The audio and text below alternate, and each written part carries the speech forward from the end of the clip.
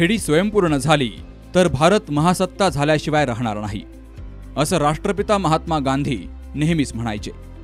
त्यानुसारच देशाचे सन्माननीय पंतप्रधान नरेंद्र मोदी यांच्या संकल्पनेतून स्वच्छ भारत मिशन ग्रामीण हे अभियान अतिशय प्रभावीपणे राबवलं जात आहे। आणि आता राज्य समितीनं गणोरे गावची केंद्र स्तरावर शिफारस केली आहे। सर्व खेडी स्वच्छ आणि सुंदर करणं या उपक्रमाअंतर्गत सरपंच, उपसरपंच, सर्व सदस्य मंडळ आणि ग्रामविकास अधिकारी यांनी याविषयी एक लोक चळवळ उभी करून गाव स्वच्छ आणि सुंदर बनवलंय।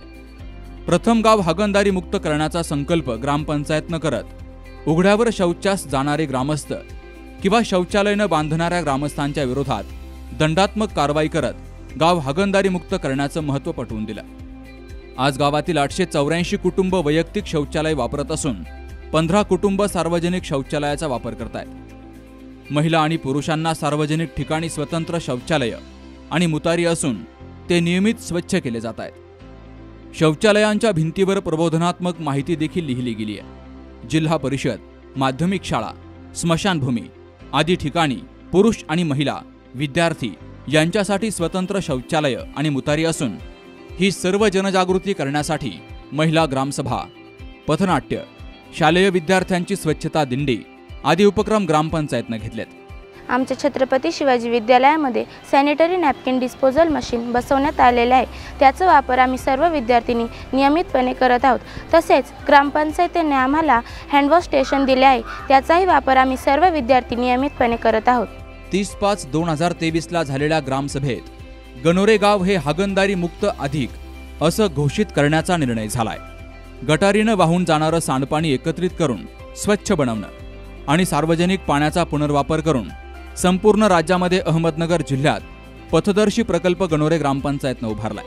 गावातील सांडपाणी स्मशानभूमीजवळ प्रकल्पात एकत्रित करून त्यावर शुद्धीकरण प्रक्रिया प्रकल्प 1 ह्याद्वारे स्वच्छ पाणी तयार करून ते झाडं आणि बागेसाठी वापरलं जातं। तर प्रकल्प 2 द्वारे स्वच्छ होणारं पाणी शेतकरी शेतीसाठी वापरतायत। गावातील सर्व सांडपाणी एका पाईपलाईनद्वारे या प्रकल्पाला जोडलं गेलंय। तर काही पाणी ग्रामपंचायतनं लावलेल्या फळबागा आणि वृक्ष लागवडीसाठी देखील वापरलं जातं।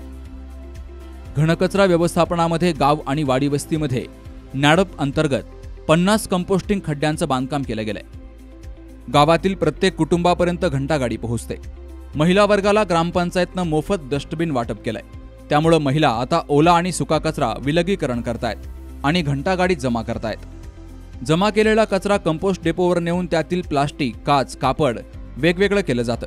कचरा डेपोमध्ये सुद्धा ग्रामपंचायतीच्या वतीने इथं सर्व वर्गीकरण करून ओला कचरा आणि सुका कचरा वेगळा केला जातो। कंपोस्ट खत या ठिकाणी तयार केलं जातं। शेती, सार्वजनिक फळबागा आणि वृक्षारोपण केलेल्या झाडांना हे खत वापरलं जातं। स्वच्छ अभियान एक लोक चळवळ झाली आहे, अशी सवय आता ग्रामस्थांना लागली आहे। ग्रामपंचायतची सर्व माहिती वेबसाईट आणि सोशल मीडियाद्वारे ग्रामस्थ पाहू शकतात। दुसऱ्या टप्प्यामध्ये गावातील अंतर्गत रस्ते आणि भूमिगत गटारं बांधून वाया जाणारं सांडपाणी त्याचा पुनर्वापर करण्याचा TBF प्रकल्प तयार केलेला आहे आणि हा राज्यातला पथदर्शी आदर्श प्रकल्प आहे। याद्वारे जे चांगलं पाणी निघतं त्याचा शेतीसाठी आणि ग्रामपंचायतीच्या फुलझाडासाठी, फळबागेसाठी वापर होत आहे। आणि आता गणोरे गाव हे राज्यानंतर देशाच्या नकाशावर ठळकपणे उमटू पाहत आहे। त्यासाठी सर्व गणोरेकरांच्या वतीनं मनपूर्वक शुभेच्छा।